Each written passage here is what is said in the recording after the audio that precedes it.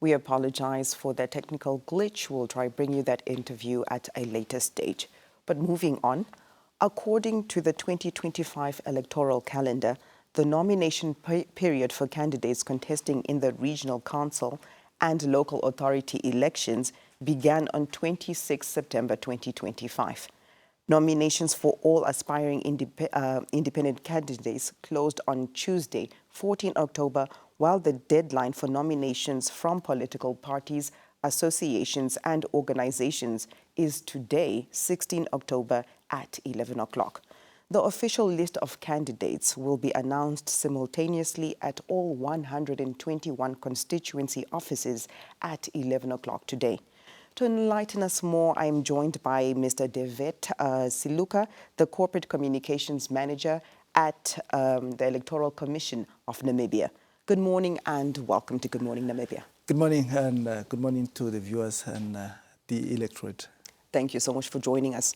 What are the requirements for nomination as a candidate for the regional council elections? Well, thank you. Maybe before we go to the requirements for nomination, let's reflect on the importance of the regional councils and local authority elections and why are they conducted? What system do we use? Regional councils elections are important because this is where the electorate are given the opportunity through a system called the majoritarian or first past the post electoral system. This is where the winner takes it all. And this is where they elect the regional councillors to represent them at central government in terms of accelerating socio-economic development and any other basic needs that might arise in their community. They are conducted every after 5 years, just like local authorities. And when it comes to local authority councillors or elections, these are conducted on a proportional electoral system.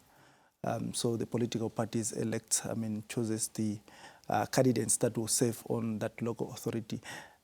Local authorities, we have village councils, we have town councils, we have municipalities, and this way we conduct those elections. Like I've said, they are conducted every after 5 years, so a councillor serves for a period of 5 years. And that councillor is elected either, if it's a regional council, the councillor is elected either as a candidate from a registered political party or an independent candidate. And if it's a local authority, the councillor is proportionally elected either by the political party or the registered organization and associations. Unfortunately, there are no provisions for independent candidates to contest in the local authority elections. Now, just to place emphasis, what are the requirements for nomination as a candidate? The requirements for nomination is you can be nominated if for regional councils elections. You must be nominated by a political party or run as an independent candidate. But most importantly, you must be a registered voter in that constituency where you are going to be contesting if it's regional council elections. And if it's local authority elections, you must be a resident of that local authority. Remember, for local authority, you need to reside in that local authority for 12 consecutive months in order for you to be elected there. And for regional council's election, one might be working in Windhoek as his residence, but he is a registered voter in Kavango West constituency, let's say for example, yes, in Amangoro constituency. So you run for elections there, and the requirements are that if you win that election within 3 months or within a period of 3 months, you are supposed to relocate and start residing there.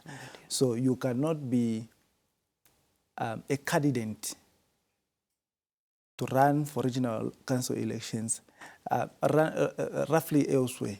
You must be from that constituency because you will be required to move into that constituency immediately when you win.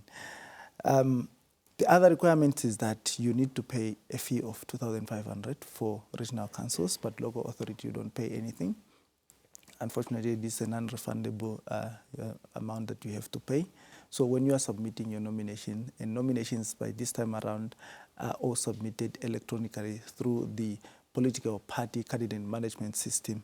That is a portal that is designed by the Commission to ease the submission of the applications. Now, Mr. Devitt, as we raise awareness and just really want to educate the public, for those that may not be aware, why is it so crucial that you must reside in this constituency, in a particular constituency? Yes. Firstly, our voters register is constituency-based. Secondly, it's important because you are the councillor that is going to oversee the socio-economic development of that constituency. And you represent the people in that constituency. So for you to represent the people, you must be from that constituency in order to address their needs. And you must have a residence there because you must stay in that constituency. Either it's your farming unit, or that's where you farm, or that is where you were born, or that is where you work, because that eases the access to your offices. How did the ECN provide the necessary support to candidates during these nominations? We have established a help desk at the head office in Windhoek, and we have rolled out or ensured that the returning officers in all 121 constituencies and 59 local authorities are provided with necessary resources. These are like computers, printers, internet connection to ensure that they can assist the candidates to submit their nominations. Some of them have chosen to submit their nominations at our head office because we have most of the returning officers also in Windhoek or in Commerce region assist coming to the office and doing their nominations there. So throughout, and remember, at the regional level, our offices were open from 8 o'clock in the morning and closing at 5 o'clock in the evening to submit or receive nominations or assist those who wanted to do their nominations at the head office, at the constituency office.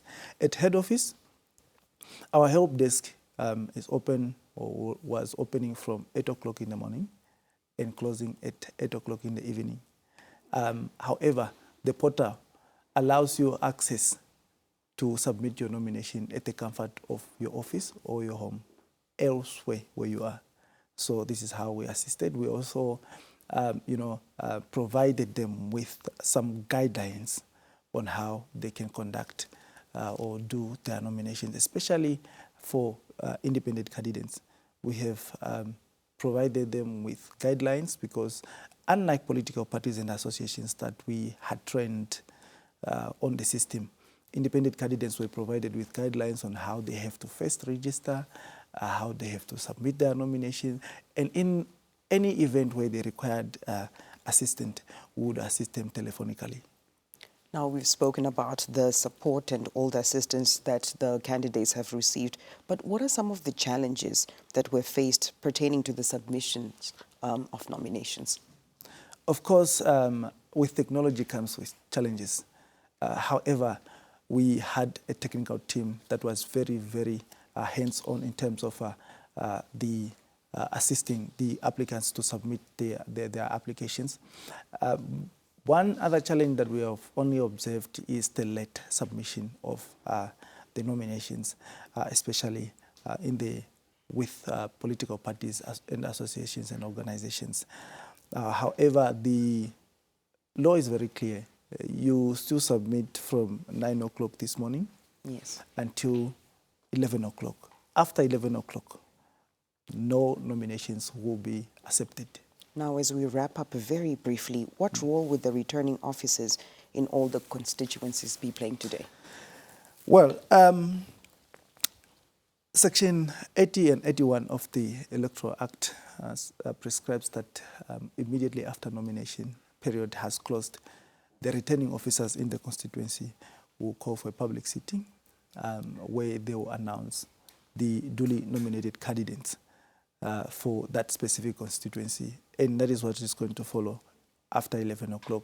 It will be then the public sitting and the nomination, the announcement of the duly nominated candidates. And only then will the nation know who is going to contest in what constituency. Thank you so much for your time.